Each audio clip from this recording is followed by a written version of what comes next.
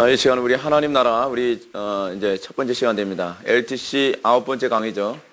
LTC 9번째 강의, 그 하나님 나라 첫 번째 시간을 우리가 살펴보도록 하겠습니다. 하나님 나라가, 전반적으로 우리가 이 세 개의 그 순서를 맺고 있습니다. 사실은 하나님 나라라고 하는 이 주제 하나만을 가지고서도 신학교에서는 한 학기를 배워야 될 만큼 이 하나님 나라에 대한 이 내용은 굉장히 방대합니다. 방대하지만 이 부분은 우리 성도들과 일단은 우리가 성경 이해하는 데 도움이 될 수 있도록 우리가 기본적인 개념만 우리가 배우는 시간을 갖도록 하겠습니다. 하나님 나라를 우리가 이해하는 데 있어서 우리가 좀 먼저 필요한 사고는 무엇이냐면, 하나님 나라 또는 천국이라는 이 개념을 우리 이 조선 사람들의 개념으로 이해하지 말자는 겁니다. 제가 이런 말씀드리는 이유가 뭔지 아시죠? 오늘도 제가 난예배 때도 여러분들한테 말씀드렸던 것처럼 우리는 1세기 유대인들의 이 사고, 이 문화를 우리가 접하고 있음에도 불구하고 유대인들을 우리나라 방식으로 이해하려고 하는 경향이 상당히 많이 있습니다. 그래서 자꾸 이렇게 하죠. 예수님의 몸에다가 도포 입히고 머리에다 갓을 씌우고서 자꾸 예수님을 이해하려고 들죠. 예수님을 자꾸 이게 한국 사람식으로 이해하면 곤란합니다. 21세기 방식으로 성경을 이해하는 것을 시대 착오적 사고방식이라고 하지 않습니까? 이 자그마치 2000년이라고 하는 갭이 있는데, 그 갭만 있는 것이 아니라 이 시간적 갭만 있는 것이 아니라 무슨 갭이 있어요? 문화적 갭도 있잖아요. 그들이 가지고 있는 문화적 갭은 사실은 2000년이라는 갭이 아닙니다. 그들의 문화는 구약 성경에서 이미 흘러온 그 사고방식이 신약에 정착되어진 사고방식인데, 우리는 그걸 우리나라 5000년 역사적 사고방식으로 자꾸 성경을 이해하려고 하다 보니까 문제가 자꾸 생기는 겁니다.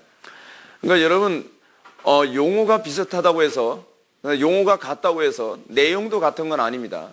그러니까 예를 들어서 우리가 복한다고 해서 성경이 얘기하는 복을 우리식으로 해석하면 돼요, 안 돼요? 안 되죠. 근데 우리는 자꾸 그렇게 해석하잖아요. 그죠? 또 천국 많이 얘기하는데, 여러분, 우리도 천국 많이 얘기하지 않습니까? 이미 복음이 들어오기 전에도 우리도 뭐 극락, 뭐 천국 이런 개념이 있었어요. 근데 이 개념이 성경이 얘기하는 개념하고 다른 개념이란 말이에요. 근데 이걸 우리식으로 자꾸 해석을 하다 보니까 동일한 성경을 보는데 이해는 완전히 다르게 하죠. 왜냐하면 우리나라 사람들 사고방식으로 이 용어를 다 그렇게 이해하니까 문제가 생기는 거예요. 그러다 보니까 여러분, 우리가 이 구원이라는 개념도 자꾸 어떤 개념을 자꾸 이해한다 그랬죠? 이해하게 된다. 자꾸 내세적 개념으로 이해하는 경향이 있지 않습니까? 그러니까 여러분, 불교나 그렇지 않으면 우리나라의 토속 종교의 개념에서 봤을 때 구원하게 되면 항상 어떤 식으로 생각하냐면 항상 내세적인 개념이잖아요. 그렇죠? 내세적인 개념.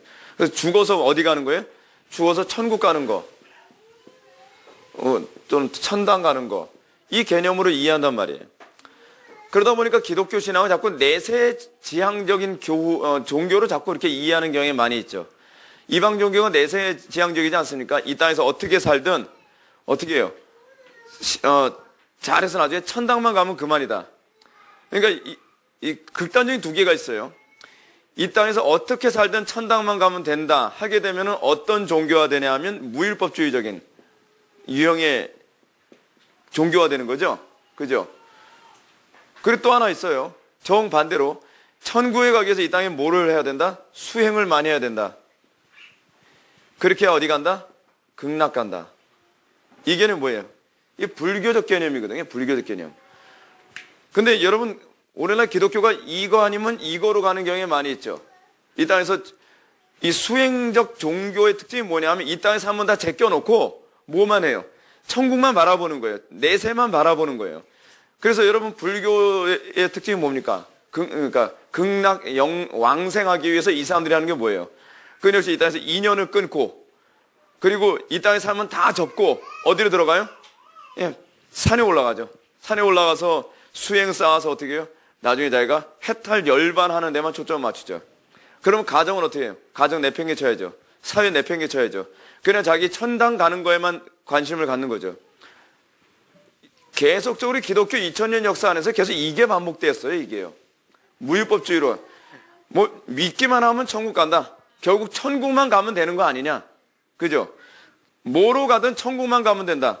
무율법주의. 그러니까 자꾸 어떤 식으로 이해를 해요? 복음을? 그러니까 지금 목사님 말씀하시는 게 거두자면 뭐 이렇게 복잡하게 얘기할 필요 없이 그러니까 믿음으로 간다는 거 아니냐. 믿음으로 간다는 얘기는 결국 행위하고 관계가 없이 천국 간다는 표현 아니야. 그럼 어떻게 해요? 무위법적으로 가는 거 이렇게 해석을 하는 거죠. 뭐 신학이고 자시고 아무리 얘기해도 소용없어요. 그냥 다 접어놓고 내가 가지고 있는 사고방식에다 그냥 갖다 맞춰버리는 거예요. 행위 없이 천국 간다는 걸 믿음으로 천국 간다는 걸 이해를 한다든지 그렇지 않으면 어떻게 해요? 수행으로 천국 간다는 것을 또 이렇게 이해하는 경향이 자꾸 생기는 거죠. 자, 그럼 먼저 우리가 이 천국 또는 하나님 나라라는 말을 이해하기 위해서 먼저 우리가 해야 될 작업이 있습니다. 그것이 뭐냐면 이 천국이나 또는 다른 표현 나오죠. 하나님 나라.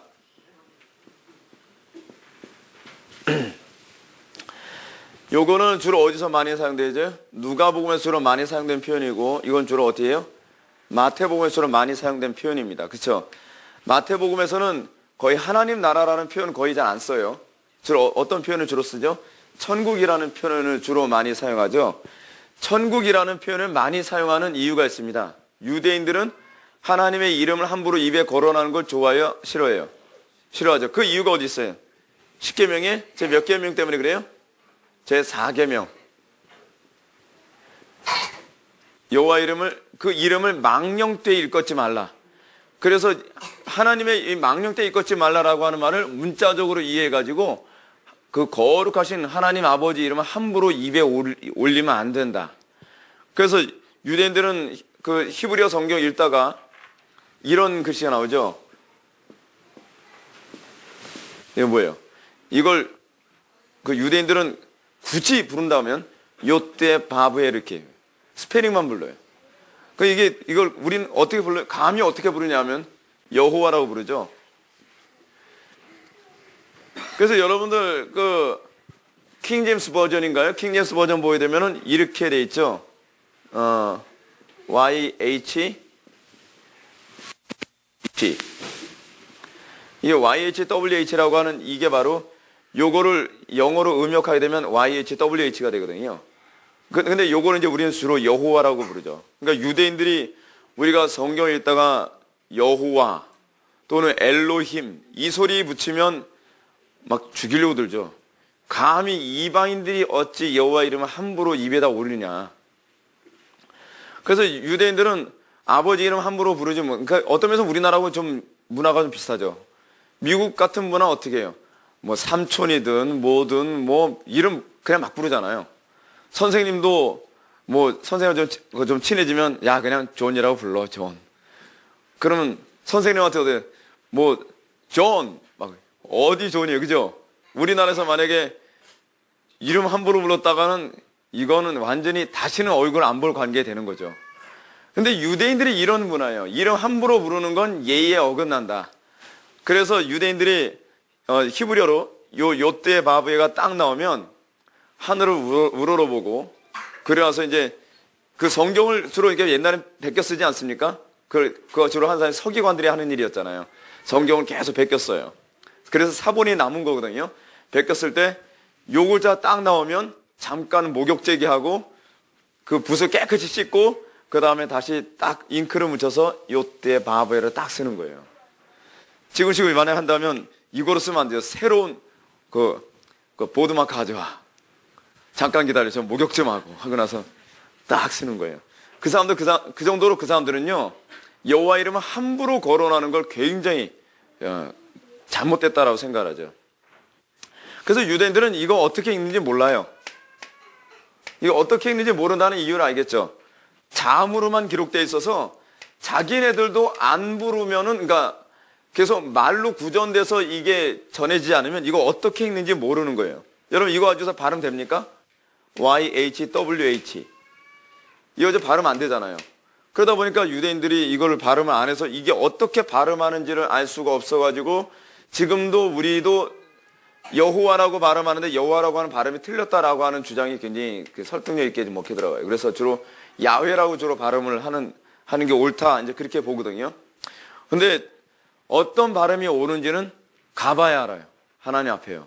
근데 만약 하나님이 난 내 이름 얘기하기 싫은데 그러면 이제 하기 좀 이제 알 수 없는 미궁에 빠져버리고 마는 거죠. 하여간 이 부분은 어떻게 발음하는지 모르는데 그렇다고 해서 하나님께서 당신 이름 부르지 말라라고 하는 건 절대로 아니에요. 의미를 유대인들이 잘못 이해한 거죠. 자, 그러다 보니까 마태복음의 수신자가 누구였습니까? 이방인이에요? 유대인들이에요? 유대인들이죠? 유대인들이다 보니까 마태는, 그래서 여러분 구약을 가장 많이 인용한 게 그래서 마태복음이에요. 구약을 많이 인용했다고 하는 이유는 뭐냐면 그 당시 구약에 정통한 유대인들을 대상으로 예수님이 메시아다라고 하는 걸 설득하기 위해서는 구약 성경을 많이 인용해서 설득을 해야 되겠죠. 논리적으로요. 그러다 보니까 마태복음에는 구약 성경을 가장 많이 인용을 했어요. 많이 인용을 하면서 수신자인 유대인들이 거부감을 느끼지 않게 하기 위해서 그 사람들은 의도적으로 하나님이라는 용어를 사용하지 않고 하늘이라고 하는 용어를 사용했죠. 근데 이 하늘이라고 하는 용어를 사용한 흔적이 여기저기 많이 나타나요. 여러분들 누가복음 15장 18절 한번 좀 펴보시기 바랍니다. 누가복음 15장 18절 말씀. 누가복음 15장 18절 말씀을 보면 이 사람들이 하나님이라고 하는 용어를 어느 정도로 안 사용하는지를 쉽게 알 수 있는 구절입니다. 찾으셨으면 제가 한번 읽겠습니다. 내가 일어나 아버지께 가서 이르기를 아버지 내가 하늘과 아버지께 죄를 지었사오니, 지금 여기서 누구의 죄를 졌다 그래요? 하늘과 아버지. 그래서 하늘과 아버지께 죄를 졌다 그랬을 때 이 하늘은 뭐예요? 우리가 흔히 얘기하는 스카이, 그게 아니죠. 스카이가 아니에요. 하나님이에요. 하나님. 그러니까 유대인들은 하나님 얘기할 때 의도적으로 하나님을 굳이 얘기해야 돼요. 그분은 굳이 거론을 해야 되는데 거론해야 될 때 하나님 이름을 함부로 얘기할 수 없으니까 뭐라고 불러요? 하늘이라고 불렀어요. 그러면 하늘 나라라고 하는 말은 무슨 얘기예요? 하나님 나라란 뜻이에요. 근데 이게 구약에도 나와요. 구약에도 그런 개념이 나와요. 여러분 구약 다니엘서를 펴보시기 바랍니다. 다니엘서 4장 26절. 다니엘서 4장 26절 말씀 한번 보시기 바랍니다. 다니엘서 4장 26절을 보면 또 그들이 그 나무 뿌리의 그루터기를 남겨두라 하였은즉 하나님이 다스리는 줄을 왕이 깨달은 후에야 왕의 나라가 견고하리이다. 여기서 어떤 단어가 나오죠? 하나님이라는 표현이 나오죠. 근데 여러분 관주 있으신 분 있습니까? 관주 성경 있으신 분들은 하나님이 해놓고 괄호 열고 1번 그렇게 돼 있을 거예요. 하나님 위에다요. 그죠? 그래서 관주에 뭐라 하냐면 하늘이 그렇게 돼 있어요. 원래 그러니까 이거를 히브리어로 뭐라고 되어 있냐면 히브리어 이렇게 써드릴게요. 여러분들 읽기 쉽게. 샤마임 이렇게 돼 있어요. 이렇게. 이게 뭐냐면 이게 샤마임이는 거예요. 샤마임. 그러니까 태초 하나님이 천지를 창조하시니라 할 때 천 했을 때 그 천 있잖아요. 그게 샤마임이에요. 근데 하늘이라고 여기서도 그렇게 사용함으로써 하나님을 지금 뭐로 지금 대체해서 어떤 단어로 대체했어요? 하늘로 대체해서 하나님을 이렇게 표현하고 있어요. 그 정도로 여러분 유대인들은요 하나님이라고 하는 용어 그 단어 자체를 쓰는 걸 굉장히 조심스럽게 생각했습니다. 그래서 우리가 생각하는 하늘나라라고 하는 것과 유대인들이 생각하는 하늘나라는 완전히 다른 나라입니다.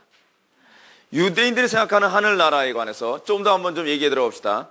그러면 유대인들이 얘기하는 하늘나라, 여러분 이제 하늘나라 나왔습니다. 하늘나라는 이퀄고 뭐예요?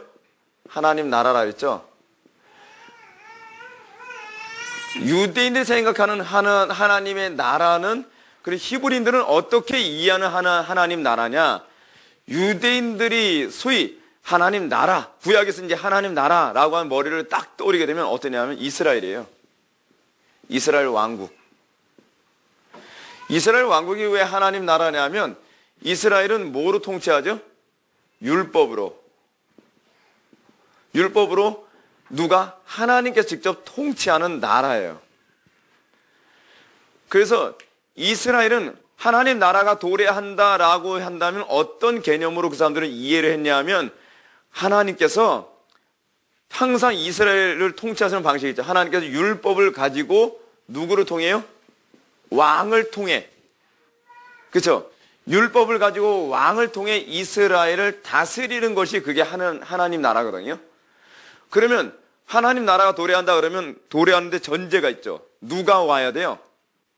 왕이 온다는 얘기예요. 왕이 온다는 얘기예요. 회개하라 천국이 가까이 왔느니라. 여러분 세례 요한이 마태복음 1장 15절인가요? 거기서 그 얘기하죠. 회개하라 천국이 가까이 왔느니라. 그럼 이 사람들은 어떻게 듣겠어요? 천국이 가까이 온다? 그럼 그의 나라가 도래한다? 그럼 누가 오고 있다는 걸 이제 얘기하는 거예요? 메시아가 온다는 걸 얘기하는 거예요. 그걸 예견하는 거죠. 메시아가 아니고 왕이 없으면 하나님 나라는 존재하지 않아요. 하나님 나라가 존재하기 위해서 우리가 반드시 기억해야 될 게 있죠. 세 직분자가 반드시 있어야 된다 그랬죠. 왕, 그렇죠? 또 제사장, 또 누구요? 선지자. 근데 왕이 도래한대요. 근데 누가 얘기하고 있어요? 선지자가요. 근데 지금 유대인들은 뭐가 있어요? 지금 현재? 제사장이 있잖아요. 그러면 지금 하나님 나라가 도래할 수 있는 조건이 완성되고 있는 거예요. 항상 선지자는 하나님이 일을 하실 때 먼저 나타나서 하나님의 일이 일어날 걸 먼저 얘기하죠. 하나님 나라의 도래가 그러니까 이스라엘에서 하나님의 나라가 이게 무너짐과 동시에 뭐가 없어지냐 하면 이 제3직자가 다 없어지게 되거든요. 근데 지금 유대 사회에서 제사장만 남았지, 여러분 나라 뺏기면 자동적으로 뭐가 없어져요? 왕이 없어지잖아요, 왕이. 왕이 없어지고 또 뭐가 없어졌어요? 이스라엘에서 이 중간기, 구약과 신약 중간기 안에서는요, 선지자가 종말해버렸어요. 완전히 씨가 없어져 버렸어요. 몇백 년 동안 선지자가 나타나지 않다가 갑자기 그래서 세례 요한이라고 하는 선지자가 나타난 건요, 이스라엘 사람들한테는 대단한 센세이션한 문제였어요. 몇백 년, 그래서 여러분 신약성에도 그게 나오잖아요. 여호와께서 말씀을 안 하신 지가 오래됐다 그랬잖아요. 누굴 통해서? 선지자 통해서. 선지자가 안 나타났다, 이제까지 안 나타났다 갑자기 선지자가 나타났다는 건 뭐름이에요? 하나님 나라의 도래의 뭐예요? 서광이 비치기 시작하는 거예요. 근데 그 선지자가 뭘 얘기해요? 선지자 이 세례 요한, 마지막 구약의 선지자라고 얘기하지 않습니까? 구약의 마지막 선지자인 세례 요한이 나타나서 회개하라, 이제 하나님의 나라가 도래하게 된다라고 얘기하는 거예요. 유대사에서 어떻게 했습니까? 술렁술렁 하는 거죠. 술렁술렁. 야, 선지자가 나타났어. 근데 그 선지자가 하나님 나라를 얘기하고 있다. 하나님 나라가 도래하는 건 그건 누굴 얘기해요? 예, 메시아의 도래를 얘기하는 거죠. 그러니까 사람들이 궁금한 거예요. 하나님 나라를 자꾸 얘기하니까, 여러분 선지자이면서 왕이었던 사람들도 있었죠. 구약에서요. 누가 그랬죠?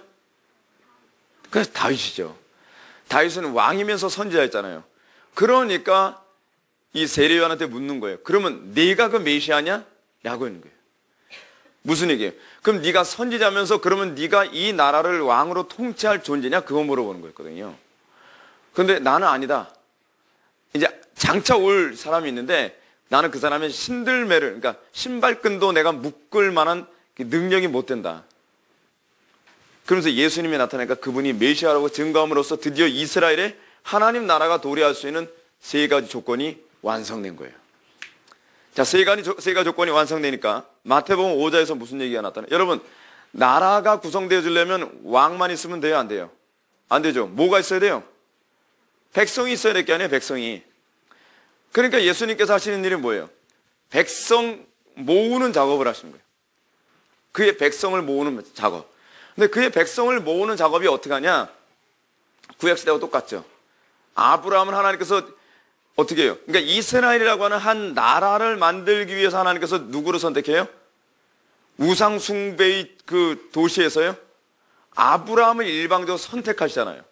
선택하시고 그를 하나님 백성으로 삼으시잖아요. 근데 선택할 때 어떻게 선택하세요? 언약이라는 방식으로. 이거 절대로 잊지 마십시오. 언약신학. 아브라함에게 언약하시고 아브라함을 통해서 하나님의 백성을 삼아요. 하나님의 나라가 그래서 어떻게 해요? 그런 식으로 구성이 되죠. 예수님도 똑같아요. 이제 왕, 제사장, 선지자가 다 구성됐습니다. 이제는 남은 건 뭐예요? 백성이 이제 또 구성되어져야죠. 백성을 구성하시기 위해서 예수님께서는 하나님의 언약 백성을 삼는 방식으로 말씀하시는 것이 뭐냐? 이것은 이미 세례 요한을 통해서 했던 일인데 회개를 선언하는 거예요. 회개. 근데 여러분, 회개라고 하는 이 부분은 아브라함과 관련해서 이해를 하게 되면 도움이 많이 됩니다. 아브라함이 하나님의 백성 되는 데 있어서 전제 조건이 뭐였어요? 본토 친척 아비집을 떠나 내가 너에게 지시할 땅으로 가라. 그러면서 본토 친척 아비집을 떠난 아브라함에게 하나님께서 창세기 15장에서 뭐합니까? 언약 체결을 하죠. 예, 그것을 봉신조약이라고 얘기하죠. 베리트 카라트라고 하는, 히브리어로 베리트 카라트라고 하는데 봉신조약을 맺어요.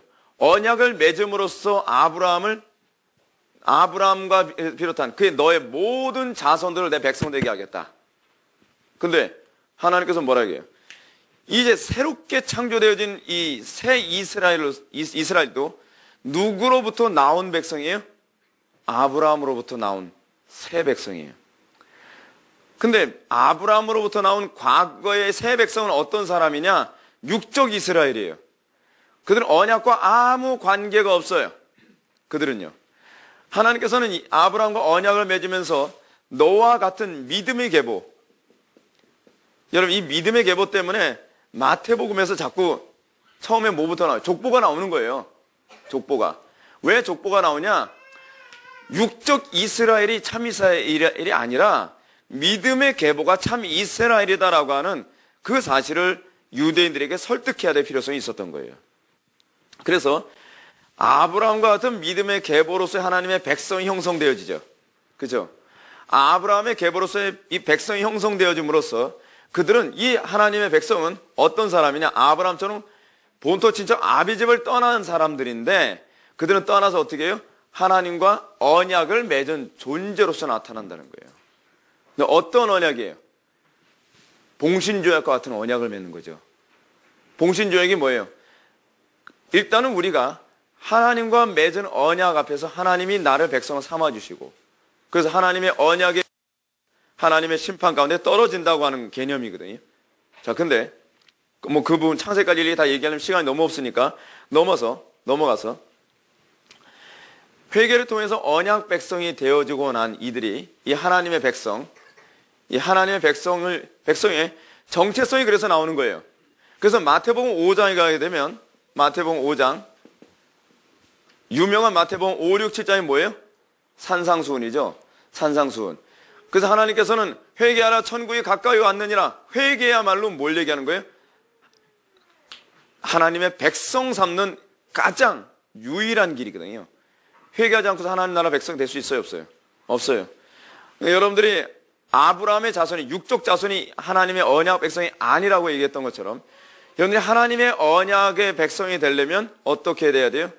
회개하고 본토 친척 아비집을 떠나는, 그러니까 너희 조상 아브라함은 이렇게 하지 아니하였느니라 라고 얘기하는 것처럼 여러분들이 하나님의 언약 백성으로 들어오려면 여러분들은요, 너희 아비 마귀로부터 떠나는 작업이 먼저 시작돼야 된다는 거예요. 본토 친척 아비집에서 떠나야 돼요. 본토 친척 아비집이 뭐예요? 우상 숭배의 삶 아니에요. 이 세대의 삶 아니에요. 이 땅의 것으로 생명을 유지하겠다는 삶 아니에요. 거기서 떠난 사람들만이 하나님의 백성이에요. 자, 그러면서 예수님께서 마태복음 5장에서 뭘 얘기하냐? 그러면 하나님 나라 백성이 어떤 사람이냐? 정체성이 나오죠.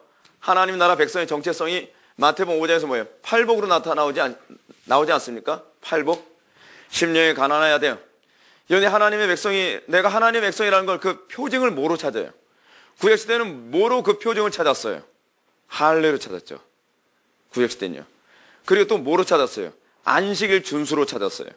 그것도 그들이 하나님의 백성이냐 아니냐를 구분하죠. 그게 그들이 표징, 에스겔서에서 얘기하는 것처럼 너희들의 대대의 표징은 이것이니 너희 할례라. 근데 사도 바울은 뭐라 얘기합니까? 그 할례를 어디서 찾아요? 마음의 할례에서 찾아야 된다. 그죠? 그리고 안식일도 육적으로 안식일 준수하면서 하나님의 백성으로 규정하는 게 아니죠. 뭐로서 하나님의 백성이냐 아니냐를 규정을 해요? 여러분들의 마음이 하나님의 말씀에 대해서 어떻게 안식하는 존재냐, 하나님의 말씀에 대해서 갈등하는 존재냐. 뭐 갈등만 하는 게 아니라 하나님 말씀에 무관심한 것도 여러분 하나님 백성이 아니라는 걸 의미해요. 무관심한 사람은 갈등도 안 해요. 아예 관심이 없으니까. 정말 하나님 말씀과 안식한다는 개념은 여러분 오해하지 마십시오. 나는 하나님 말씀하고 아무런 충돌은 없는데요. 그러니까 안식하는 게 아니에요. 하나님 말씀에 대해서 안식한다는 개념은 그 말씀을 즐거워하고 그 말씀을 누린다는 걸 의미해요. 아무 관심 없는 사람들이 하나님 말씀과 갈등 안 해요. 그 말씀을 적극적으로 수행하고 그 말씀의 은혜의 풍요로운 가운데 살아가는 그것이 바로 하나님의 영적 안식일. 그래서 여러분 안식일, 나중에 안식일도 얘기해야 될 텐데 구약의 안식일의 개념이 뭐예요? 구약의 안식일. 단순히 하나님 말씀에 거부감 없는 날이 아니라 하나님 말씀에 헌신하는 날이잖아요. 헌신된 날. 이게 안식일이거든요. 이 안식일. 그러니까 여러분들이 내가 하나님의 안식에 들어갔냐 그렇지 않느냐를 여러분들이 분별하려면 내가 하나님의 말씀에 대해서 내가 적극적으로 순행하고 순종하고 내가 그 말씀에 내가 헌신된 삶을 살아가냐 그렇지 않느냐가 내가 하나님의 안식에 들어간 존재인가 아닌가를 알 수 있죠. 하여간 이게 어쨌든 마태복음 5장에서 팔복을 얘기하고 팔복 다음에 나오는 것이 뭐예요? 그 다음에 율법에 복음적 율법이 재해석이죠. 하나님 나라 백성들은 어떻게 살아야 된다? 옛사람이 말한 바 여자를 보고 간음하지 말라 하였지만 여자를 보고 음욕을 품은 자마다 이미 간음하였느니라 라고 얘기함으로써 하나님 나라 백성의 정체성 다음에는 뭐예요? 하나님 나라 백성의 윤리가 나오죠. 그 하나님 나라 백성에 대한 윤리가 나오는 다음에 뭐예요? 마태복음 6장으로 가서 하나님 나라 백성의 이 윤리가 가능하게 하는 원천을 얘기하죠. 원천. 뭐예요? 경건한 삶이죠. 이런 부분을 쭉 나열하는 거예요. 그렇게 하면서 하나님 나라 백성들은 그러니까 새 이스라엘로서의 하나님 나라 백성은 그리고 영적 아브라함의 자손은 이렇게 살아가는 존재다라고 하는 것이 그래서 마태복음에 주로 집중돼서 나오는 이유가 바로 거기에 있어요. 자, 근데 이제 문제가 있습니다. 여러분들 이제 교재에도 나오는 얘기인데 문제가 뭐냐면 예수님의 복음 선포와 예수님의 제자들의 복음 선포가 다르다는 게 문제입니다. 예수님의 복음 선포는 주로 뭐였느냐? 복음 선포 뭐예요? 하나님 나라를 주로 설명하셨어요. 하나님 나라는 마치 이와 같으니 하나님 나라는 이러이러하니 그래서 하나님 나라에 관한 7가지 비유 그래서 마태복음 13장에 나오지 않습니까? 그 하나님 나라는 마치 이와 같다. 그래서 마치 천국과 같다. 마태복음에 보면 예수님의 하나님 나라에 관한 선포는 하나님의 나라에 대한 설명이었어요. 근데 예수님의 제자들은 하나님의 나라에 대해서 설명하는 게 별로 안 나와요. 사도 서신서들을 들어보게 되면 하나님 나라에 대해서 설명하는 것보다는 회개와 그 죄의 용서와 십자가를 통한 구원에 관해서 주로 얘기해요. 그래서 여러분 초대교회의 캐리그마 복음 선포 쉬운 말로 복음 선포를 한마디로 얘기하면 뭡니까? 예수님이 그리스도이시다. 그죠? 그게 초대교회의 캐리그마거든요. 그래서 초대교회 때는 그 사람들이 주로 선포하는 것이 뭐냐면 여러분 예수 그리스도 예수스 크리스투스라고 하는 것의 약자거든요.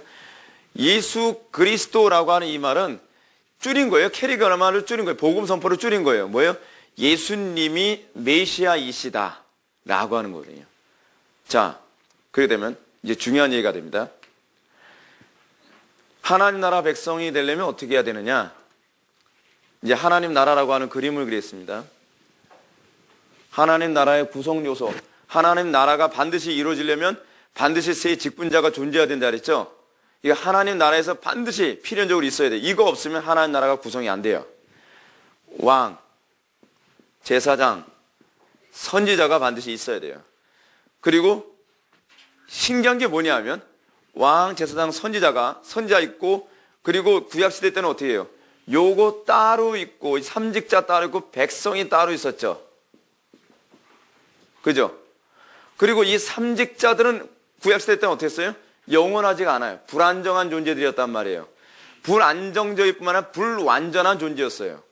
그래서 그들은 사무엘과 같은 왕, 제사장, 선지자 즉 3직을 다 가지는 아주 퍼펙트한 그런 선지자가 나타났어도 그 사람들 어떻게 수명이 닿으면 죽어야 돼요.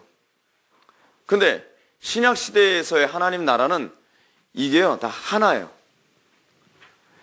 그의 백성이 곧 왕이고 제사장이고 선지자예요. 이게 구약과 신약의 차이예요. 구약 시대 때는 백성 따로 왕, 제사장, 선지자가 따로따로였는데 이제는 하나님 나라를 구성하는 왕, 제사장, 선지자 곧 그 백성이기도 해요. 그래서 만인 제사장, 만인 선지자, 만인 왕이 돼버리는 거예요. 모든 사람들이 예수 그리스도와 하나로 연합되어짐으로 말미암아 모든 백성들, 다시 말하면 교회는 삼직자이기도 해요. 하나님 나라가 이렇게 구성이 되어버렸어요. 완전히 통합적이죠. 아주 퍼펙트한 구성을 이루고 있어요. 근데 이제 중요한 게 이것입니다. 구약의 이스라엘에서 구약의 이스라엘 왕국을 통치하는 것은 왕이라 했어요? 아니면은 법이라 했어요? 법이라 했죠, 법. 왕과 법이 같지 않습니다. 왕은 법의 지배를 받습니다. 그래서 흥미로운 게 뭐냐면 구약에서는요, 왕이라고 하더라도 이 법에 위배되면 어떻게 해요? 하나님의 진노를 받아서 죽임을 당하기도 하죠. 죽임을 당한다고 하는 것은 항상 구약 언어에서 뭐를 의미한다 했어요? 하나님 백성 아님. 하나님의 언약 백성과 아무 관계가 없다는 것을 의미해요. 근데 하나님의 언약과 아무 관계가 없다는 것이 일반 평범한 백성들에게만 해당되는 게 아닌 거예요. 구약의 이스라엘 안에서는요, 왕이든 제사장이든 선지자든 그가 하나님의 법에서 위배되면 죽임을 당하거나 그렇지 않으면 이스라엘 공동체에 퇴출을 당해요. 이스라엘 공동체에서 퇴출을 당한다는 것은 곧 뭘 의미해요? 그러니까 여러분 요걸 기억해 놓으시고 또 뭐 하나를 기억해야 되냐면 복잡하더라도 이 상관관계를 이해하셔야지 여러분들이 이 하나님 나라를 정확하게 이해할 수 있어요. 에덴 동산을 기억해야 돼요. 요걸 보시면 더 이해가 잘 돼요. 에덴 동산에서 아담이 있었습니다. 근데 아담은 어떤 사람이었어요? 삼직자예요, 이 사람이요. 아담은요, 왕이면서 제사장이면서 선지자였어요. 이게 바로 아담이거든요. 근데 이 아담이 하나님의 통치, 다시 해도 하나님의 법을 어겼어요. 법을 어기게 되니까 어떤 현상이 나타나요? 에덴 동산에서 쫓겨나죠. 에덴 동산에서 쫓겨나는 것만이 아니라 뭐라 얘기해요? 넌 정령 죽으리라.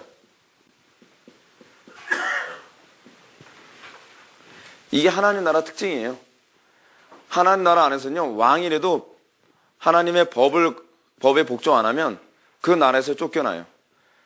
근데 그 나라에서 쫓겨난다는 것은 곧 뭘 의미해요? 하나님의 언약 백성 아니라는 걸 의미해요. 그래서 구약의 모세 오경 보게 되면 율법을 어기는 거나 그렇지 않으면 하나님의 계명에 위배된 사람들을 어떻게 해요? 여호와의 총에서 쫓아내든지 돌로 때려 죽이도록 하는데 돌로 때려 죽이거나 여호와의 총에로부터 쫓아내는 그러니까 이스라엘 공동체로부터 단절시킨다는 것은 곧 뭘 의미하냐면 그들은 저 사람은 하나님 백성 아니다라는 것으로 규정을 하는 거예요.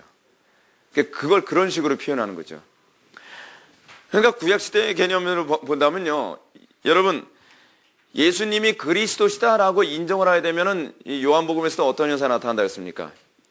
이 그러니까 유대 공동체 안에서 완전히 유기돼 버린다 했잖아요. 쫓겨나 버린다 했잖아요. 근데 그 사람들이 왜 그걸 두려워했냐 하면 우리는 이렇게 생각하죠. 이스라엘 공동체에 쫓겨나면 뭐 다른 데 가서 살지. 우리는 그렇게 생각하잖아요. 근데 이스라엘 사람들은 그렇게 생각하지 않는 거예요. 이스라엘 공동체에서 쫓겨난다는 것은 곧 뭘 의미해요? 심판이에요. 그건 곧 하나님의 언약과 관련 없는 사람이라는 거예요. 구원 못 받음이에요, 그게. 그게 유대인들이 생각하는 공동체와 구원과의 상관관계예요. 근데 잘 보십시오. 소경이요. 요한복음에 이제 그게 나오죠. 어떤 소경이 예수님에 의해서 치료를 받잖아요. 그 눈을 뜨임을 받잖아요.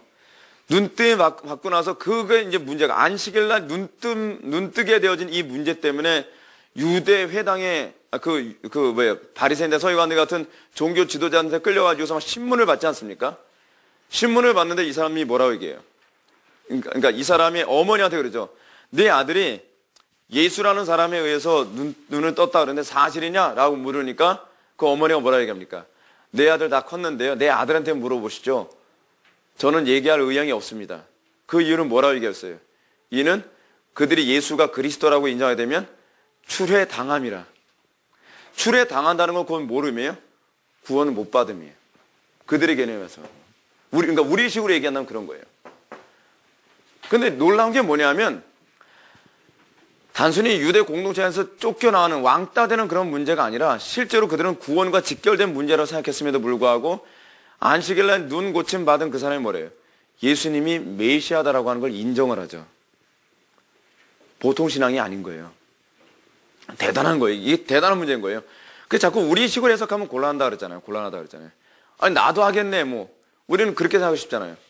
아니 뭐 다른 사람들이 날 미워해도 뭐 예수님이 메시아라고 얘기하면 나도 하겠네. 그 사람들은 그 문제가 아니에요. 구원 자체의 심각한 문제와 관련을 맺고 있음에도 불구하고 예수님이 메시아다라고 고백하는 걸 주저하지 않았던 거예요. 그럼 아까 하던 얘기. 자, 오늘날 신약의 교회 안에서 그럼 여러분들이 하나님 나라 왕국 안에 들어왔느냐, 들어오지 않았느냐, 또는 여러분들 이렇게 생각을 하죠. 목사님, 뭐 이 땅에서 그래 좋습니다. 하나님 나라 이미 도래했고 또 죽어서 하나님 나라의 완성에 간다.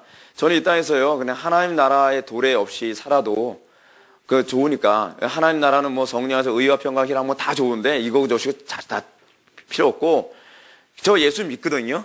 더 구원의 확신이 있거든요. 이 땅에서 뭐 성령 안에서 의와 평강과 희락 그런 거 안 느껴도 좋으니까 나중에 천국만 가면 그만 아니에요. 나 이 땅에서 나 하고 싶은 거 다 하면서 살래요. 라고 한다는 건요, 사실은 하나님 나라하고 아무 상관없다는 걸 얘기하는 거예요. 이 땅에서 여러분들이 하나님의 나라 안에, 하나님의 통치 안에 들어왔다고 하는 그 증거, 그 증표가 없으면 그는 영원한 하나님 나라에 들어가는 것이 사실은 이미 안 된 거예요. 이미요. 그래서 여러분, 하나님 나라 안에 들어왔다는 것은 그럼 뭘 의미하느냐? 하나님 나라 안에 들어온 것과 관련되어진 개념이 그래서 뭐예요? 그의 백성들. 그의 백성들이 어떻게 해요? 소위 교통함으로 나타나죠. 그의 백성들과 교통함이 그가 하나님 나라 안에 들어왔느냐 들어오지 않았느냐와 아주 중요한 관련을 맺고 있어요. 그런데 그의 나라 백성들과 교통하는데 그의 나라 백성들은 어떤 사람이에요? 하나님의 법을 지키는 사람이에요. 하나님의 법을 지키는 사람, 지킴으로써 그의 통치 안에, 하나님 나라 안에 들어오는 거죠. 하나님 나라 안에 들어왔다는 것은 곧 하나님의 법을 지킨다는 걸 의미해요. 하나님의 법을 지키지 않으면서 하나님 나라에 들어올 수 있는 법은 없어요. 유대 공동체에서는 하나님의 법을 안 지키면 어떻게 해요? 쫓겨나죠. 근데 자 보시죠. 그럼 이제 질문이 나오게 됩니다. 하나님 나라하고 반드시 관련해서 여러분들이 생각해야 될 문제가 뭐냐면 그럼 그 법이 뭡니까? 라고 하는 질문이 나오죠. 법이 뭡니까? 법이 뭐죠? 예수님께서 이제 그 법에 관해서 얘기하죠. 유대인들은 그 법을 이런 식으로 규정을 했죠. 장로들의 유전과 전통으로 법을 규정을 해버렸어요. 그죠? 근데 예수님께서 장로들의 전통과 유전을 공격하시면서 아니다. 이제 새로운 하나님의 나라의 안에서의 법이라고 하는 것은 이것이다. 곧 사랑이다. 하나님 사랑, 이웃 사랑이다. 근데 하나님 사랑, 이웃 사랑이라는 것은 결국 그럼 뭘 의미하느냐? 그 율법에 대해서, 그 하나님에 대해서 하나님께 대한 헌신과 이웃에 대한 헌신을 의미한다. 그죠? 하나님에 대한 헌신과 이웃에 대한 헌신. 그래서 여러분 우리가 이미 그 하나님 나라에 들어간 사람은 어떻게 해요? 우리가 성경에서 뭐라고 했죠? 이미 그의 나라에 들어간 사람은 그리스도처럼 저도 헌신하게 되어 있는 거죠. 그러니까 여러분 우리가 예수 믿는다고 하면서 흐리멍덩이 신앙생활하는 거 그게 신앙이 아닙니다. 그래서 그 이 율법을 얘기할 때 너희 의가 바리새인의 의보다 더 낫지 않고서는 어떻게 해요? 하나님 나라에 들어갈 수 없어요. 바리새인의 의보다 더 나은 의라고 하는 것이 바로 성경이 얘기하는 법이에요. 법. 그래서 여러분 흥미로운 게 이거예요. 소위 간음하는 자, 그리고 부모를 후리는 자, 여러분 지금 이제 신약을 얘기하는 겁니다. 그리고 남색하는 자, 무하는 자, 술 취하는 자, 무슨 자 해가지고서 사도 바울이 뭐냐, 이런 자는 어디에 못 들어가요? 하나님 나라에 들어갈 수 없느니라. 그런 말씀 있는 거 기억나시죠? 하나님 나라에 들어갈 수 없음. 그건 뭐예요? 하나님 나라 백성 아님.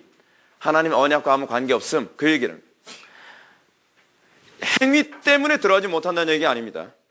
행위 때문에 들어가지 못한다는 것이 아니라 그런 죄를 상습적으로 저지르는 사람들은 아직 하나님의 은혜를 받지 않았다는 것을 스스로 입증하는 것이다라고 얘기하는 것이죠. 근데 우리가 이 소위 하나님 나라 신학과 구원, 이 언약 신학에 관한 이해가 잘못되어져서 우리가 하다못해 이런 얘기가 자꾸 나오죠. 목사님 은혜로 구원 받잖아요. 믿음으로 구원 받잖아요. 꼭 그렇게 별뜻스럽게 예수 믿어야만 합니까? 라고 저한테 저한테 묻는다면 저는 이렇게 대답해요. 네. 별뜻스럽게 믿어야 합니다. 왜냐하면 이미 그의 안식에 들어간 자는 그 안식에 우리가 들어가기를 힘써야 할지니라 라고 얘기하겠으니까요.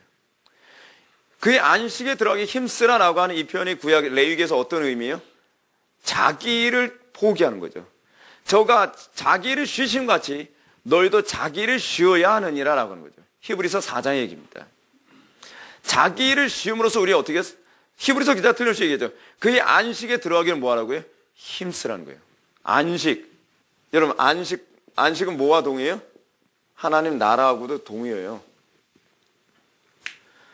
하나님 나라 들어가는 거 이 땅에서 안 들어가도 된다? 그거 아니거든요. 이 땅에서 여러분들이 하나님 나라에 들어간 증거 없으면 여러분들 영원한 하나님 나라에 들어간다는 보장 못해요. 이 땅에서 여러분들이 이미 하나님 나라를 맛보게 하는 것은 뭐예요? 보증이거든요. 보증. 하나님께서 보증으로 이 땅에서 하나님 나라에 들어가게 했어요. 보증으로서 하나님 나라 들어간. 근데 이 하나님 나라가 어떻게 돼요? 성령 안에서 의와 평안과 희락이거든요. 성령 안에서. 자, 그러면 아까 하던 얘기 다시 돌아갑시다. 그 법이란 무엇입니까? 법이란 자원하여 그의 계명을 즐거이 지키는 거예요. 이것이 바로 구약에서 끊임없이 예언한 하나님 나라의 법이에요. 에스겔서 36장 그리고 예레미야서 31장 33절부터 33절, 에스겔서 36장 21절부터 24절까지인가요? 거기서 보면 뭐라고 얘기합니까? 우리 마음에, 우리 본성에 율법이 각인되어져서 그의 계명을 지키게 한다고 얘기하잖아요. 그게 이제는 신약시대의 하나님 백성의 특징이에요. 구약시대 하나님의 백성은 어떻게 해요? 율법을 한 나라, 민족 전체에게 줬죠. 그래서 그 돌판에 새겨놓고서 너희들이 하나님의 백성이니까 니네들 이거 다 지켜야 돼 라고 얘기했다면 신약시대 하나님의 나라의 백성은, 그러니까 그 하나님 나라 백성과 동의어, 이 언어적 동의어를 다시 한번 얘기할게요.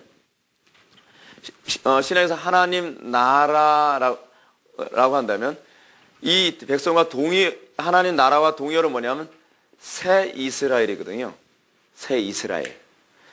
새로운 이스라엘은 육적 혈통에게 율법을 제고하면서 지켜라 해서 구성되어지는 백성이 아닌 거예요. 그 구속력이 그것에 의해 생기진 않아요. 새 이스라엘인 하나님 나라 백성의 특징은 무엇이냐면 마음판에, 마음의 신비에 하나님께서 보니까 본성에, 신비라고 하는 것은 뭘 얘기하는 거예요? 마음 십자 쓰는 거죠. 그 신비에 뭐예요? 신비라는 건 뭐래요? 본성을 얘기하는 거죠. 본성. 그 본성에 뭘 새기세요? 율법을 새긴 존재예요. 다시 언약이죠. 언약. 구약의 이스라엘 백성들은요, 율법 돌판에 하나님의 약속을 새기고 그 약속을 지키지 아니하면 그 언약 백성은 이스라엘에서 퇴출시켜 버렸거든요. 근데 이제는요, 우리에게 뭐라고 얘기하냐면 우리의 마음의 신비에, 그러니까 우리 본성에 율법을 즐거워하는 그 특징이 있느냐 없느냐 그걸 물어보는 거예요. 그것이 바로 신약시대의 법이에요. 율법이, 신약시대의 율법. 그 생명의 성리의 법이라고도 얘기하죠. 그 생명의 성리의 법이 우리 속에 들어옴으로써 이제는 어떻게 해요? 이 생명의 성리의 법이 들어온 자들에게 나타나는 특징을 예수님이 뭐라고 말씀하시냐면 바리새인보다 더 나은 의의를 지키는 자들이라고 얘기해요. 바리새인보다 더 나은 의의를 지킨다는 이 표현은 단순히 그들이 형식적 율법을 잘 지키는 사람들이라는 의미가 아니라 그들은 마음의 중심부터 동기부터 율법을 지키기를 기뻐하는 자들이라는 거예요. 그러니까 여러분 회심 이전과 이후의 차이가 뭡니까? 회심 이전에는 주의성수 해라 하면 마지못해서 이거 주의성수 안 하면 지옥 갈까봐 마지못해 주의성수 한다면 어느 날 여러분들이 회심을 했어요. 회심을 하고 난 다음부터 이러죠. 주의성수하는 게 어찌나 나에게 즐거움인지요. 내가 주님의 영광 위하여 사는 것이 어찌나 즐거움인지요. 이제는 의무가 아닌 거예요. 내 본성에 딱 맞아떨어지는 주의 율례대로 사는 것이 어찌나 내 본성에 맞는지. 본성에 맞으면 나타나는 특징이 있죠. 어떤 특징입니까? 누구보다도 열심을 내게 돼 있어요. 마치 이거와 똑같죠. 내 본성엔 안 맞아요. 근데 우리는 대부분 이제 복음을 이런 식으로 전합니다. 어떤 아이가 본성적으로 공부를 죽어라고 하기 싫어하는 애가 있습니다. 머리는 좋아요, 머리는 되게 좋은데 본성적으로 공부를 하기 싫어하는 애가 있어요. 근데 이제 부모가 일단은 공부를 하게 해야 되니까 이제 목표를 정하죠. 너 S대 안 들어가면 흔히 요즘 부모는 이게 슈퍼맨의 S는 아닙니다. 너 인간 취급 못 받아. 명분을 그렇게 잡는 거예요. 이걸 구원이라는 개념을 딱 접목해서 이해하세요. 그럼 제가 무슨 소리 하는지 잘 알 수 있을 거예요. 그럼 얘가 그래 난 본성적으로 공부하는 거 무지하게 싫어하는데 그래 S대에 못 들어가면 내가 구원 못 받는 것처럼 S대에 못 들어가면 내가 사람 취급 못 받으니까 열심히 공부를 하는 거예요. 열심히. 근데 어느 날 얘가 본성이 바뀌었어요. 본성이 어떻게 바뀌었냐면 공부 자체를 좋아하는 본성으로 바뀌는 거예요. 공부가 내 기쁨이고 공부야말로 내 인생을 살게 만드는 난 서울대 S대고 뭐 자시고 필요 없어. 나는 그것과 관계없이 난 공부가 좋아서 하는 거야. 자, 여러분 객관적으로 평가하십시오. 어느 쪽이 공부 더 열심히 하겠습니까? 전자입니까? 후자입니까? 후자죠. 그래서 여러분 이 전자와 관련된 사람은 누구예요? 구약에서 바리새인이에요. 후자와 관련된 사람은 누구예요? 바로 예수 그리스도의 제자들이에요. 그러면 여러분 열심 없어도 천국 간다라는 말은 새빨간 거짓말이에요. 그죠? 우리가 뭐 그렇게까지 안 해도 믿음 안에서는 천국 가. 새빨간 거짓말이에요. 성경적이지 않다는 얘기예요. 성경에서 뭐라 얘기해요? 우리 본성 자체가 주의 계명을 즐거워하게 하나님께서 본성 자체를 바꿔놓으셨어요. 그래서 여러분들이 구원받고 나면 자동적으로 나와야 되는 게 뭐냐면 회개에 합당한 뭐예요? 열매가 나타나게 돼 있어요. 회개에 합당한 열매가 없으면 본성 자체를 의심해야 돼요. 요거 의심해야 돼요. 의심. 나 본성 안 바뀐 거 아닌가? 나는 그래도요, 나 예수 믿는 게 너무 고달퍼요. 꼭 굳이 그렇게까지 예수 믿어야 되나 그런 생각이 들어요. 여러분, 우리가 이 얘기 다시 한번 합시다. 여러분, 공부하는 걸 본성적으로 좋아하는 애라고 해서 공부하는 게 힘든 걸 안 느끼는 건 아니겠죠? 공부를 열심히 하거나, 눈도 침침해지고, 몸도 피곤해지고. 근데 몸도 피곤하고 힘든 것, 이 양쪽이 다 똑같아요. 그 저항감 느끼는 건 똑같단 말이에요. 근데 극복하는 이유가 다를 뿐이에요. 극복하는 이유가. 전자는 뭐 때문에 극복해요? 구원 때문에. 후자는 뭐 때문에 그래? 자체가 좋으니까. 이게 신앙이냐 아니냐를 규정하는 거예요. 하나님 나라 안에 들어온 사람들에게서 율법은 구약의 이스라엘 사람들과 대조를 이루는데 구약의 이스라엘 백성들은 그 율법을 지키는 것이 구원받기 위해서 율법을 지키는, 그러니까 자기 본성하고는 배치되어지는, 완전히 상반되는데 모세가 율법 들이대면서 너 안 지키면 돌로 때려 죽여 자식 그냥 협박하니까 무서워가지고서 그래 죽지 않으려면 지켜야지 라는 식으로 그들이 율법을 지킨 것이라고 한다면 신약의 새 이스라엘은 어떠냐면 아무도 그 율법을 강요하지 않아요. 근데 율법을 강요하는 더 강력한 원동력이 있는데 내 본성이에요. 내 본성이 율법을 너무나 즐거워해요. 주의 계명을 즐거워한단 말이에요. 그래서 그 새롭게 되어진 본성으로 말미암아 내가 그 본성을 그 계명을 지키되 기쁨으로 자원하여 지키게 되어진다는 거예요. 그것이 신약의 교회이고 그리고 그 교회가 곧 그래서 뭐가 되냐면 교회가 곧 하나님 나라라는 개념이 나와요. 그래서 신약에서는 교회와 하나님 나라가 구분되질 않아요. 교회가 곧 하나님의 나라고 하나님의 나라고 교회인데 문제는 뭐냐면 교회 안에 하나님 나라 안에 이미 들어간 사람이 있고 아직 안 들어간 사람이 있어요. 가시적 교회와 불가시적 교회라 그랬죠. 가시적 교회와 불가시적 교회가 교회 안에 있어서 하나님의 나라가 현실화가 잘 안 되는 현상이 나타나요. 하나님의 나라가 이미 도래했는데 그리고 하나님의 나라에 이미 들어간 또는 그의 안식에 이미 들어간 사람이 소수고 아직 그의 안식에 들어가지 않은 사람이 다수인 경우에는요. 소위 교회 공동체라고 하는 눈에 보이는 가시적 교회에 하나님의 나라가 안 들어온 것 같은 현상이 나타나는 거예요. 그런 현상이 또 나타나죠. 거기다 설교자가 하나님의 나라 안에 아직 안 들어온 사람일 경우에는 문제가 더 심각해지는 현상이 나타나는 것이고요. 이게 사실 제가 오늘 여러분한테 해야 될 강의 내용을 다 이렇게 말씀드린 겁니다. 그래서 여러분들 교재에 보시게 되면 42페이지 예수님의 하나님 나라 선포에 대한 구약적 전제들 그래서 뭐예요? 창조 사상. 제가 아까 에덴 동산 말씀드렸잖아요. 이 창조 사상과 관련을 맺고 있고 이 타락, 하나님의 형상을 상실한 인간의 타락이 결국 하나님의 나라로부터 퇴출되게 만드는. 근데 타락의 궁극적으로 뭐라는 거예요? 제가 여러분한테 그의 계명을 지키기 싫어하는 거죠. 그러니까 여러분 에덴 동산이나요 구약의 이스라엘과 공통점이 있어요. 그건 신약의 교회하고도 별반 차이가 없어요. 하나님의 법 싫어하면 무조건 쫓겨나요. 하나님의 법 싫어하면 에덴에서 쫓겨나는 것처럼 이스라엘 공동체에서 쫓겨나요.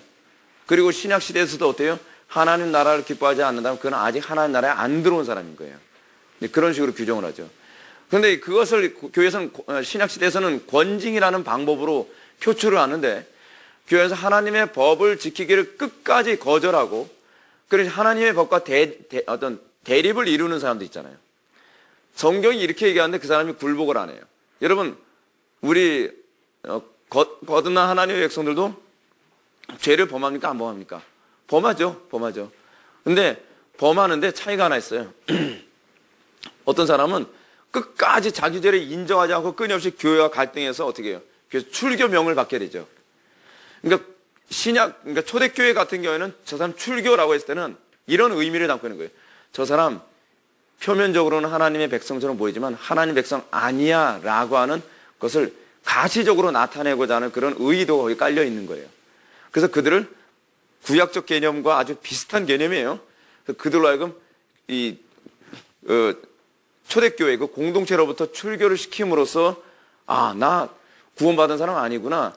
나 하나님의 언약 백성 아니구나. 내 자신의 구원에 대해서 다시 한번 생각해 봐야 되겠네. 라고 하는 개념을 갖게 만드는 것이 출교예요.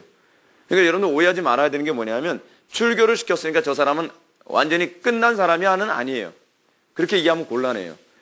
그 사람을 출교시킴으로 말미암아 그 사람을 하여금 사도 바울이 뭐라고 얘기하죠? 저들을 사단에게 내어준 것은 저 육체는 멸하고 영혼은 구원케 하려 함이라. 그 무슨 얘기예요? 그에게 굉장한 고통을 안겨주겠죠. 신앙 공동체에 쫓아냈으니까요.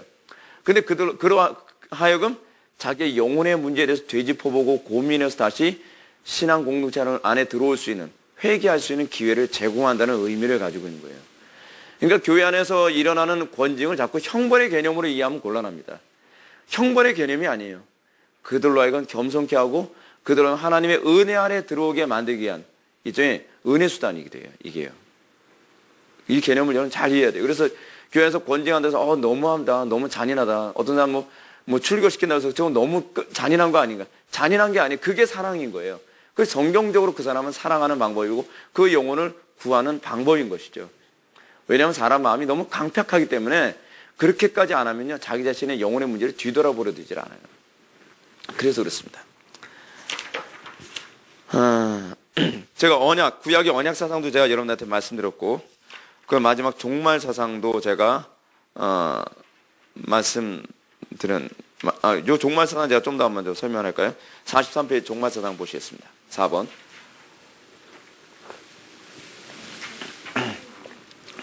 43페이지 여러분 4번 종말 사상 보면, 하나님께서는 이스라엘을 회복하시고 땅 끝에서부터 흩어진 백성을 다시 모으신다는 사상이다.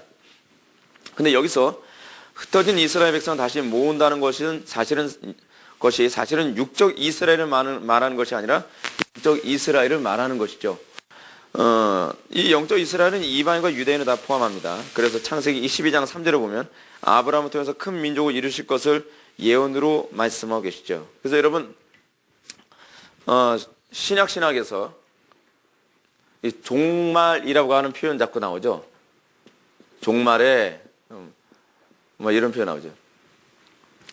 베드로가 사도행전 2장인가요? 거기서 말세 내가 새 영을 모든 육체에 부어주리니, 거기서 그 말세 또는 종말이라고 하는 이 개념은 마지막 날이라는 개념이 아닙니다. 그러니까 자꾸 이 용어도 우리식으로 자꾸 생각을 하죠. 예수님 재림할 때쯤에 자꾸 그렇게 생각을 하잖아요. 그 개념이 아니죠. 종말이라고 하는 개념 또는 말세라고 하는 개념은 항상 뭐냐면 하나님의 언약이 어떻게 해요? 성취되는, 하나님의 언약이 성취되어지는 날이에요. 그래서 유대인들에게 이런 단어가 있습니다. 이게 뭐냐면 욤이라는 단어거든요. 욤, 히브리어로. 그러니까 한국말로 하면 날이에요, 날. 유대 사회 안에서 욤이라는 단어를 사용하게 되면요, 이 단어는 굉장히 중요한 의미를 가지고 있어요. 여호와의 날, 마지막 날, 그의 날. 항상 이 구약 신학에서 욤이라는 단어가 나올 때는, 이 날이라는 단어가 나올 때는 항상 하나님의 언약의 성취와 관련된 표현이에요. 근데 종말에 하나님께서 많은 민족들을 긁어 모아서 이들을 통해서 하나님께서는 흩어진 백성들을 모아서 하나님의 영광의 나라를 이루겠다고 하는 그 예언이 있습니다. 그럼 뭐예요? 하나님의 언약이 성취되어지게 되었을 때 헬라인이건 유대인이건 관계없이 우리가 정말로 그 마음의 신비에 하나님의 율법을 사랑하는 사람들을 하나님께서 모으셔서 그들 통해서 뭘 이뤄요? 하나님의 나라를 이루죠. 근데 그 하나님의 나라가 궁극적으로 언제 완성되어지냐? 예수님의 재림 때 궁극적으로 완성되어져서 이 안에는 궁극적으로 예수님이 재림하심으로 말미암아 도래하게 되는 하나님의 나라에는 뭐가 없어요? 흠이 없죠. 티도 없죠. 주름도 없죠. 무슨 얘기예요? 이 안에는요, 하나님의 언약백, 그 마음속에 실제로 마음의 그 본성의 신비가, 그러니까 거기에 율법이 각인되지 않은 사람은 여기에 들어오지 못하죠. 여호와의 날이 도래하기 이전에는 계속 섞여 있습니다. 이 안에도 가시적 교회인 이 안에도요, 실제로 마음의 신비에, 그러니까 본성에 율법이 각인되어진 사람과 율법이 각인되어지지 않은 사람들, 하나님의 명령을 즐거이 지키려고 하는 사람들과 하나님의 명령을 본성적으로는 거슬리지만 마지못해서 지키는 사람들이 뒤엉켜 있어요. 근데 하나님 나라가 도래하게 됐어요. 예수님의 재림 때 하나님 나라가 완성되어지게 되면 여기서는 흠과 티와 주름은 다 걸러지게 되어지죠.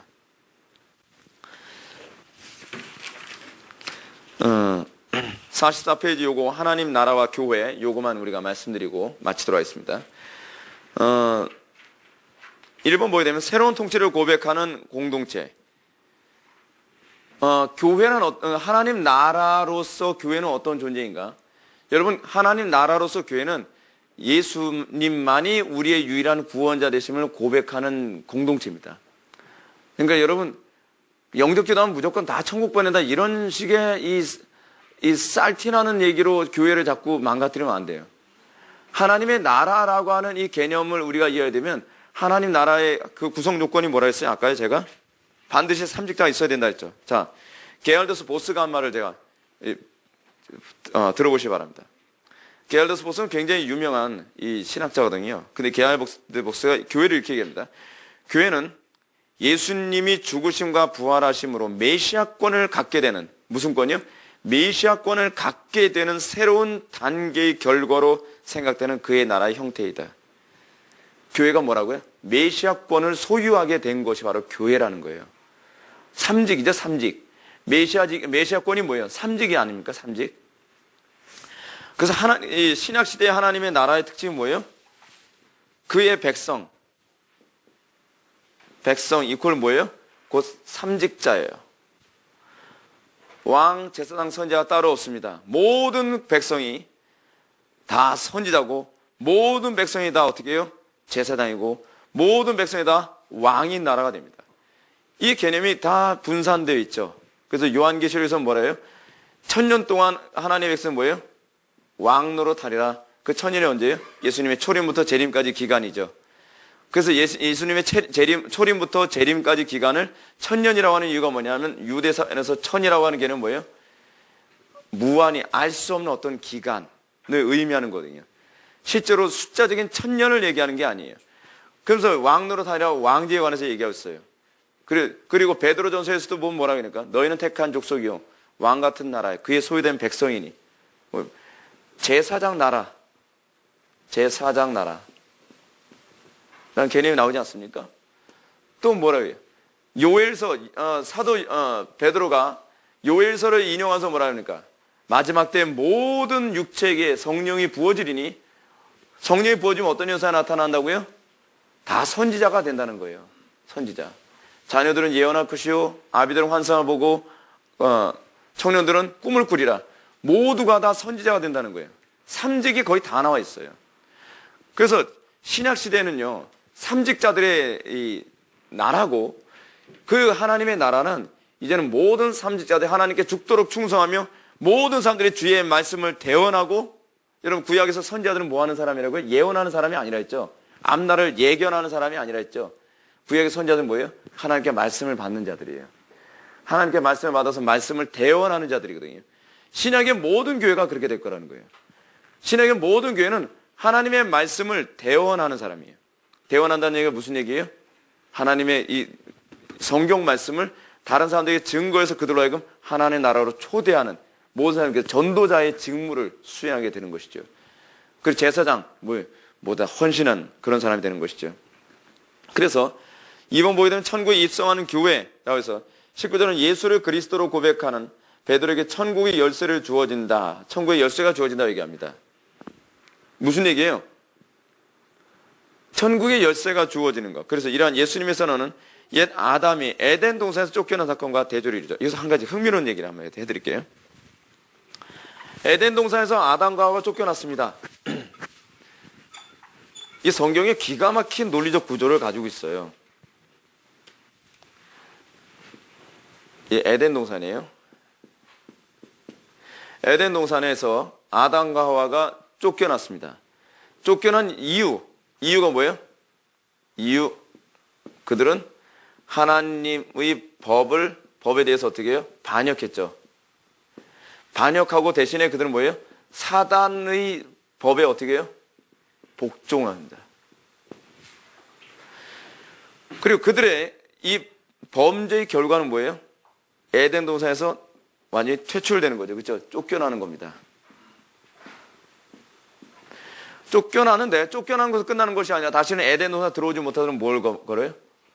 화영검, 두루 하는 화영검으로 천사를 시켜서 못 들어오게 만듭니다. 왜 못 들어오게 만드냐? 생명 남은 실과를 따먹지 못하게 하기 위해서. 그죠? 근데 이게 신기한 게 뭐냐면 출애굽기입니다. 출애굽기는 정반대 사건이 일어납니다. 이스라엘 백성들이 출애굽을 하는데 이 사람들은요, 하나님께서 주권적으로 홍해 바다를 가르쳐서 출애굽을 하게 만들어요. 출애굽을 하는데 어떻게 해요? 이 사람들은 다시는 어디로 못 돌아가요? 애굽으로 못 돌아가게 만들어요. 에덴 동산은 정반대죠. 에덴 동산에서는 어디로 못 들어가요? 에덴으로 못 들어가게 화영검으로 천사를 통해서 막았는데, 이제는요 정반대로 세상으로 못 돌아가도록 홍해바다로 막아버리셨어요.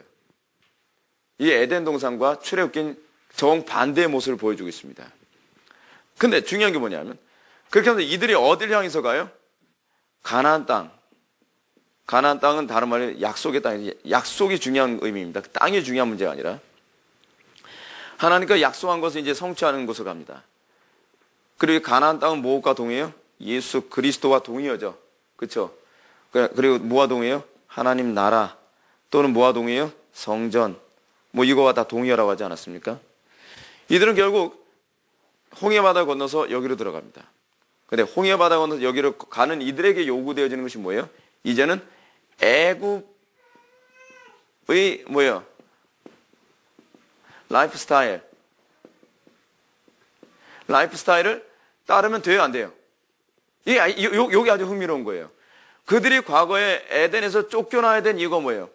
사실은 이것이 애굽의 라이프 스타일을 이들이 따라가면서 쫓겨난 거예요. 이제는 정반대를 요구해요. 이제 너희들 출애굽했다. 출애굽했으니까 이제는 너희들은 어떻게 해요? 애굽의 라이프 스타일 따라가지 마라. 애굽의 라이프 스타일 따라가면 너희들은 출애굽한 거 아닌 거로 쳐준다는 거예요. 이게 뭐예요? 회개거든요. 회개는 무엇이냐? 과거에는 하나님의 법에 반역을 하고 사단의 법에 복종한 거라면 이제는 출애굽을 한 이스라엘, 그러니까 이스라엘 백성이 출애굽을 할 때 어떻게 출애굽하냐? 사단의 법에 반역하고 하나님의 법으로 돌아오는 것이에요.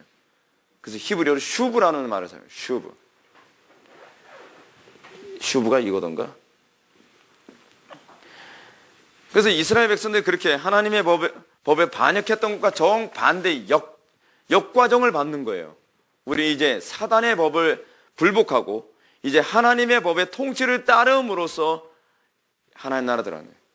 그래서 회개하라 천국에 가까이 하느라 아까 하던 말로 이제 끝냅시다. 회개하라 천국에 가까이 왔느니라 모르게 의미예요. 하나님 나라가 도래하면 두 가지 현상이 나타나죠. 구약에서 얘기하는 하나님의 나라는 뭘 의미했어요? 이스라엘 공동체. 다윗과 같은 왕이 하나님의 법으로 통치하는 이스라엘 공동체잖아요. 근데 다시 한번 하나님 나라. 이 하나님 나라의 주인은 왕이 아니라 누구예요? 법이죠. 하나님의 법으로 통치하는 나라예요. 그럼 하나님의 나라가 도래하는데 이 도래할 때 여전히 회개하지 않은 사람이 있어요. 회개하지 않은 사람. 그들은 여전히 옛 사단의 통치를 따라요. 그러면 하나님 나라 회개하라 하나님 나라가 도래한다라고 하는 이 표현은 두 가지 의미를 가지고 있죠. 여전히 사단을 왕으로 여기고 사단의 통치를 따르는 자들에게 하나님 나라의 도래는 뭘 의미해요? 심판의 의미예요. 너희들 하나님의 진노와 심판받지 않으려면, 그러니까 소위 이것을 구약에서는 어떤 표현을 사용하냐면 헤렘 전쟁으로 얘기하죠. 헤렘이라고 하는 말이 이 히브리어인데 이 말의 그 의미는 뭐냐면 진멸이라는 뜻이거든요. 진멸 전쟁. 하나님 나라가 도래하면 어떻게 돼요? 하나님 나라 도래가 얼마나 무섭다는 걸 얘기해요? 회개하지 않으면 씨도 말리지 않고 다 죽이는 거예요. 이스라엘 백성의 헤렘 전쟁, 하나님께서 헤렘을 선언하잖아요. 그래서 이스라엘 백성의 헤렘 전쟁을 하기 위해서 이스라엘 백성이 진격해 들어가면 애, 어른, 소, 양, 난김없이 다 씨를 말려 죽여버려요. 손가락, 발가락 자르는 문제가 아니에요. 남자건 여자건 애건 가리지 않고 깨끗이 싹 다 도륙을 내야 돼요. 하다못해 헤렘 전쟁의 대상인 그들이 사용하던 말, 소, 개, 돼지 가리지 않고 싹 다 죽여야 돼요. 그들이 소지하고 있었던 금은 보화 같은 건 싹 다 없애버려야 돼요. 너무 잔인하죠? 근데 이게 결국 뭐에 대한 예표예요? 종말에 있게 되지 하나님 나라의 도래가 있게 되지 헤렘 전쟁을 얘기하는 거예요. 회개하라 천국에 가까이 왔느냐라고 하는 이 표현은 무슨 의미냐면 결국 겉으로는 이스라엘 백성인 것처럼 하면서 여전히 이 사단의 통치를 받고 사단의 백성으로 살아가는 사람들까지 다 색출해서 깨끗이 다 도륙낼 날이 머지 않았다라는 얘기예요. 그러면 하나님의 법에 계속적으로 따라가는 사람들, 이 하나님 나라 백성은 어떻게 해요? 회개하라 천국에 가까이 행복한 거죠. 그날은 그들에게 빛의 날이 된 것이고 그들은 기쁨의 날이 되겠죠. 구원의 날이 되겠죠. 그러나 하나님의 법을 끝까지 따르지 않고 여전히 사단의 통치를 따르면서, 그래서 여러분, 아간의 문제가 그래서 나오는 거예요. 헤렘 전쟁을 선언했는데 아간이 뭘 훔쳤어요? 그 적진에 있는 그 물건들을 훔쳐다가 감췄잖아요. 그러니까 어떻게 해요? 아간은 결국 그것을 훔치고 자기 소유로 삼았다는 것은 그들은 반역과 동의어로 쳐지는 거예요. 그래서 아간과 그의 가족들을 어떻게 해요? 헤렘 전쟁의 대상으로 거기에 같이 맞물려 들어가죠.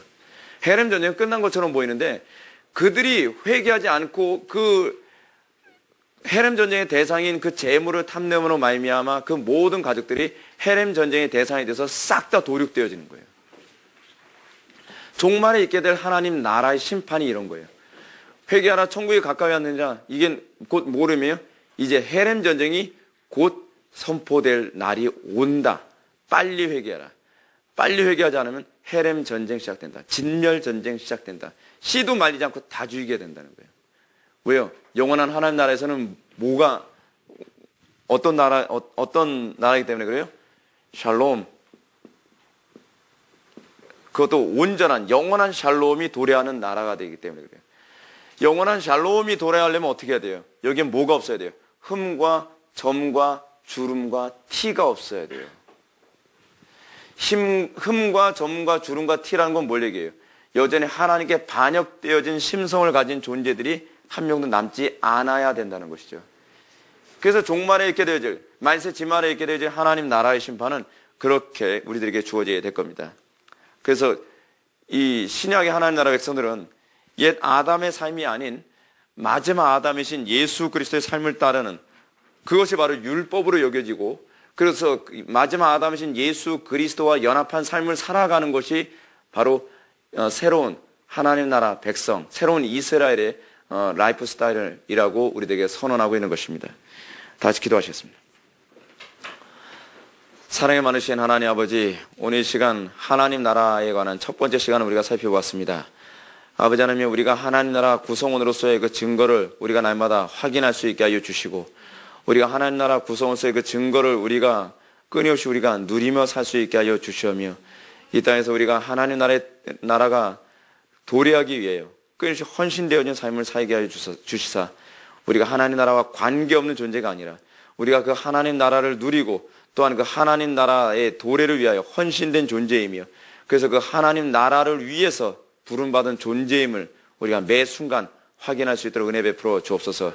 예수님의 거룩하신 이름으로 기도올렵나이다.